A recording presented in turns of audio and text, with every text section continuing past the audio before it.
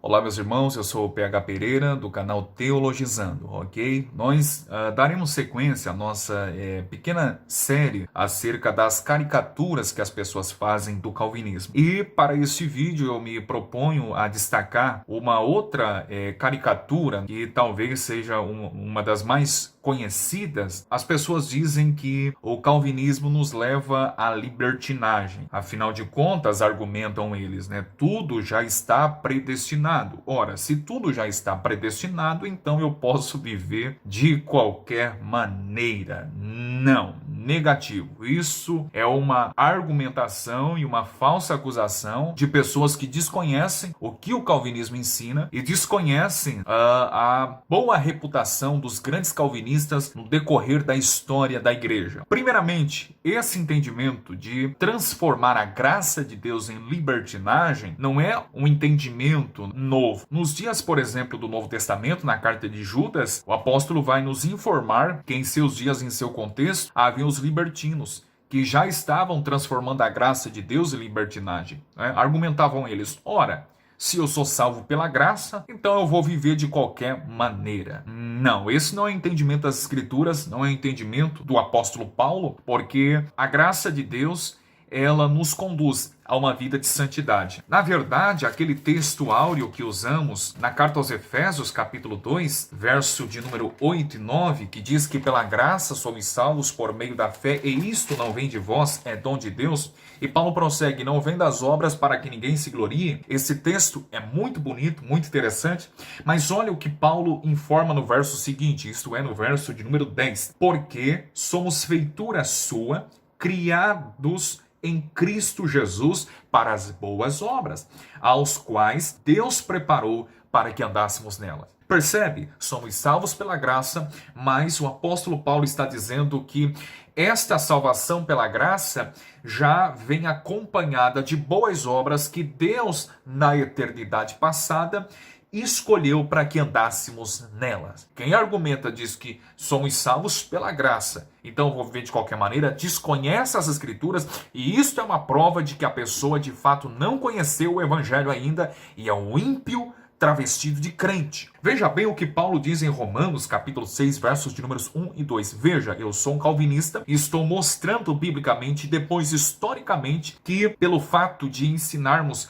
que há uma predestinação, que somos salvos pela graça, isto não nos dá permissão para vivermos de qualquer maneira. Veja o que diz Paulo em Romanos 6, 1 e 2. Que diremos, pois? Permaneceremos no pecado para que a graça abunde? Olha a resposta de Paulo no verso de número 2. De modo nenhum. Nós que estamos mortos para o pecado, como viveremos ainda nele? Veja ainda, no mesmo capítulo, versos de números 14 e 15. Porque o pecado não terá domínio sobre vós, pois não estáis debaixo da lei, mas debaixo da graça. Olha o verso de número 15. Pois que pecaremos porque não estamos debaixo da lei, mas debaixo da graça? Paulo responde, de modo nenhum. Olha o verso 22. Mas agora, libertados do pecado e feitos servos de Deus, tendes o vosso fruto para santificação e por fim a vida eterna. Onde que a graça abre um espaço, uma permissão para viver de forma libertina? Quem fala isso desconhece e é um ignorante. Veja o que Paulo confirma também na carta aos Efésios, capítulo 1, verso de número 4. Como também nos elegeu, olha a eleição soberana aqui, nos elegeu nele antes da fundação do mundo, para que fôssemos santos e irrepreensíveis diante dele em amor. A graça de Deus nos conduz a uma vida santa. O mesmo Paulo na carta aos Gálatas, capítulo 5, verso de número 13, ratifica. Porque vós, irmãos, fostes chamados à liberdade. Não useis então da liberdade para dar ocasião à carne, mas servi-vos uns aos outros pela caridade. O mesmo Paulo na carta a Tito, deixa eu conferir aqui rapidamente, carta do apóstolo Paulo a Tito, capítulo 2, versos de números 11 ao 14. Olha o que Paulo vai informar. Porque a graça de Deus se há manifestado, trazendo salvação a todos os homens, ensinando-nos que, renunciando à impiedade e às concupiscências mundanas, vivamos neste presente século sóbria e justa e piamente. Verso 13. Aguardando a bem-aventurada esperança e o aparecimento da glória do grande Deus e nosso Senhor Jesus Cristo. Verso 14. O qual se deu a si mesmo por nós, pela igreja, pelas ovelhas, pelos seus eleitos. E Paulo diz, para nos remir de toda a iniquidade e purificar para si um povo seu especial, zeloso de boas obras. Onde que a graça de Deus nos dá permissão para vivermos de forma libertina? Paulo, na sua carta aos Tessalonicenses, capítulo 4, verso de número 7, a sua primeira carta, não é? Informa-nos o seguinte: porque não nos chamou Deus para a imundícia, mas para a santificação. Na segunda carta aos Tessalonicenses, capítulo 2, verso de número 13, diz Paulo: mas devemos sempre dar graças a Deus por vós, irmãos amados do Senhor, por vos ter Deus elegido desde o princípio para a salvação. Mas Paulo continua, em santificação do Espírito e fé da verdade. A eleição bíblica está intimamente ligada com a santificação. Onde não há santificação, não houve eleição. Esta falsa acusação, deixa eu guardar aqui a Bíblia, vamos partir para a história da igreja agora, ok? Esta falsa acusação não é nova. Por exemplo, Antônio Gilberto, que é um pastor pentecostal assembleiano, ok? Muito venerado entre os pentecostais, num comentário de uma lição bíblica da Escola Bíblica Dominical das Assembleias de Deus, lições bíblicas de número 32, o título é Maturidade Cristã, no quarto trimestre de 1992, página de número 39. Olha o que diz Antônio Gilberto, que é muito respeitado, né? Ele diz assim: não cremos no ensino que afirma que Cristo morreu apenas pelos eleitos. Bom, então isso é uma questão de crer ou não, né? Essa é a questão. Você diz não crer. Tá, mas é um problema da tua crença. Aceitando ou não, crendo ou não, gostando ou não, esse ensino é um ensino claro e explícito nas escrituras. Você diz não cremos, então vocês não crêem na escritura, porque é um ensino claro. Não cremos que Cristo morreu apenas pelos eleitos. Olha que interessante. Isto conduz ao relaxamento espiritual de quem é crente. Ora.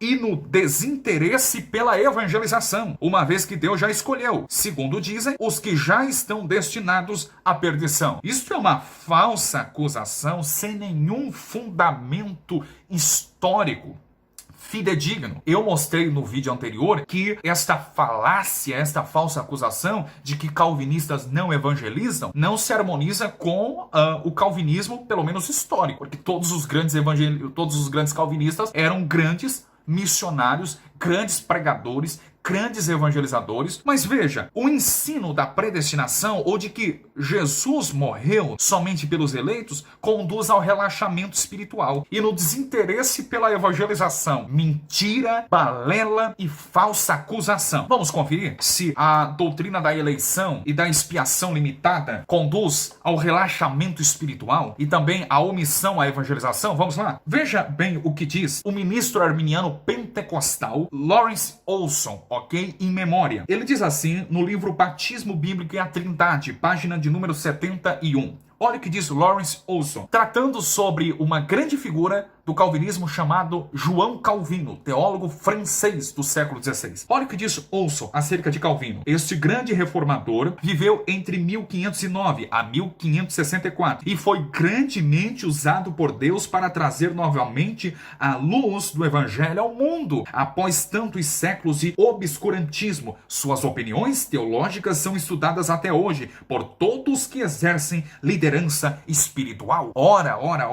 Quem falou Quem foi que disse que a doutrina da predestinação, que a doutrina calvinista nos leva à libertinagem, nos leva à omissão, à evangelização? Somente pessoas desprovidas de conhecimento, de fato verdadeiro, histórico acerca dos calvinistas. Veja, eu não estou citando aqui teólogos, historiadores calvinistas ou reformados, né? Porque daí eu estaria puxando brasa para minha sardinha. Na verdade, eu vou citar a turma deles. Eu vou citar os nossos adversários, como por exemplo Lawrence Olson, que era um ministro arminiano pentecostal. E ele fala muito bem de Calvino, né? Ele diz que ele foi grandemente usado por Deus para trazer novamente a luz do evangelho ao mundo. Ele não era um libertino. Ele não era alguém omisso à evangelização, como afirmou o senhor Antônio Gilberto, né? Veja bem o que diz Abraão de Almeida, que também é um arminiano pentecostal, no livro A Reforma Protestante da CPAD, páginas de número 107. Veja o que diz Abraão de Almeida. Instado por Farel, João Calvino aceitou liderar a reforma naquela cidade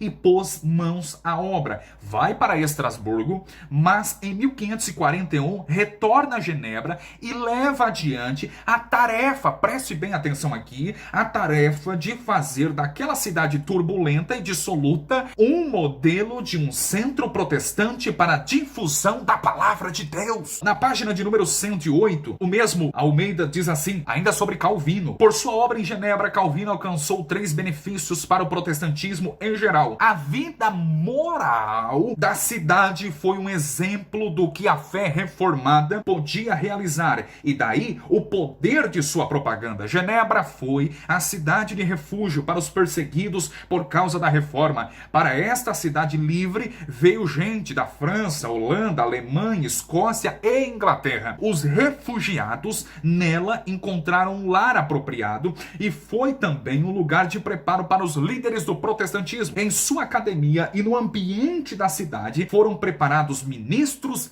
devotos, instruídos e destemidos, que se espalharam como missionários da reforma pelos países onde esta ainda não havia entrado. Veja, Abraão de Almeida, um teólogo, historiador arminiano pentecostal. Veja o que diz também o pastor pentecostal arminiano Zeferino Pedro da Silva, no livro A Doutrina da Predestinação, página de número 16. Diz ele: João Calvino, o maior teólogo do cristianismo, depois de Agostinho, bispo de Hipona. Na casa dele, Calvino discursava sobre o evangelho de Cristo com um extraordinário fervor. Para um grupo de crentes, abandonando seus estudos, consagrou a plenitude de suas forças a propagar a fé de Cristo segundo se revela nas escrituras sagradas. Ora, como é que a doutrina da predestinação nos leva à ociosidade, a viver de forma libertina pelo amor de Deus? Veja o que diz, por exemplo, Cláudio Honor de Andrade, que também é um ministro arminiano pentecostal. No livro Dicionário Teológico, de 1996, página 65, diz Cláudio Honor Correia de Andrade: conhecido como grande sistematizador dos postulados cristãos, Calvino ostentava como texto áureo de seu labor teológico esta oração latina: sola scriptura. Tendo em vista este princípio, Calvino pode ser considerado um teólogo essencialmente bíblico. Veja o que diz Abraão de Almeida, no livro Lições da História que não podemos esquecer, página 234. Diz Abraão de Almeida: podemos melhor aprender o conteúdo da doutrina de Calvino através das palavras cheias de autoridade da Confissão de Fé de Westminster. Veja o que diz John Wesley, que é considerado como o maioral dos arminianos, no livro Os Trapalhos do Reverendo Wesley, ou John Wesley, né? Página de número 117. Acredito que Calvino foi um grande instrumento de Deus e que ele era um homem sábio e piedoso. Vamos falar de outros calvinistas da história? Olha o que diz, por exemplo, Orlando Boyer, que também era um pastor arminiano pentecostal, historiador, missionário. Ele informa sobre o calvinista John Bunyan. No livro Heróis da Fé, páginas 48 e 49, diz Boyer: como se explica o êxito de John Bunyan? A única explicação de seu êxito é que ele era um homem em constante comunhão com Deus. Sem contestação, o grande fenômeno da vida de John Bunyan consistia no seu conhecimento íntimo das Escrituras, as quais amava e e na perseverança em oração ao Deus que ele adorava. Veja o que diz ainda Orlando Boyer, ainda no livro Heróis da Fé, páginas de número 51 e 52, comentando sobre o puritano calvinista Jonathan Edwards. Diz Boyer: sua vida é um exemplo destacado de consagração ao Senhor. Amava a Deus, não somente de coração e alma, mas também de todo o entendimento. Sua alma era de fato um santuário do Espírito Santo. Sob aparente calma exterior, ardia nele o fogo divino como um vulcão. Os crentes atuais devem a esse herói graças à sua perseverança em orar e estudar sob a direção do Espírito a volta às várias doutrinas e práticas da igreja primitiva. Isso são definições muito estranhas de quem é espiritualmente relaxado, ou de alguém omisso à evangelização, ou alguém libertino, né, que vive na prática do pecado. Veja ainda o que o mesmo Boyer, no livro Heróis da Fé, páginas de números 73 ao 74 e página de número 78, comentando sobre o calvinista George Whitefield, diz Boyer: havia nele fogo ardente encerrado nos ossos, ardia nele um zelo santo de ver todas as pessoas libertas da escravidão do pecado. Durante o período de 28 dias, fez a façanha de pregar a 10.000 pessoas diariamente. Whitefield merece o título de príncipe dos pregadores ao ar livre. Se quisermos os mesmos frutos de vermilhares salvos como George Whitefield os teve, temos de seguir o seu exemplo de oração e de dedicação. Olha o que o mesmo Orlando Boyer destaca no livro Heróis da Fé, página de número 211, falando sobre o pastor batista calvinista Charles Haddon Spurgeon. Diz Boyer sobre Spurgeon: aceitou convites para pregar em cidades da Inglaterra, Escócia, Irlanda, Gales, Holanda e França. Pregava ao ar livre e nos maiores edifícios, em média 8 a 12 vezes por semana. Todavia, não se deve julgar que era somente no púlpito que a sua alma ardia pela salvação dos perdidos. Também se ocupava grandemente no evangelismo individual. Meu Deus! Meus irmãos, eu apresentei alguns poucos calvinistas e alguns exemplos de pessoas que o consideravam como grandes homens de Deus e que, mesmo acreditando até o tutano no calvinismo, na doutrina da predestinação, que somos salvos unicamente pela graça mediante a fé em Cristo, todos os grandes calvinistas eram homens cheios de santidade, cheios de piedade, cheios de devoção, cheios de temor a Deus, cheios de fervor evangelismo. Acredito que Antônio Gilberto, que é um pastor pentecostal arminiano, muito respeitado, né, consultor teológico também, das revistinhas da Escola Bíblica Dominical das Assembleias de Deus, creio que ele se equivocou. Por quê? Porque o testemunho histórico nos mostra registros e fontes totalmente antagônicas ao que ele argumentou. Inclusive, teólogos pentecostais arminianos, assim como ele, consideram os grandes calvinistas como homens de Deus, cheios de fervor e que não eram libertinos e que amavam sim os perdidos. Ok, meus irmãos? Eu espero de alguma forma tê-los ajudado. Vocês sabem, o meu livro ainda está à disposição para os irmãos. A link para a compra está aqui embaixo na descrição. Ok? Nós vamos dar sequência a esta série das caricaturas do calvinismo. Tá bom? Abraço.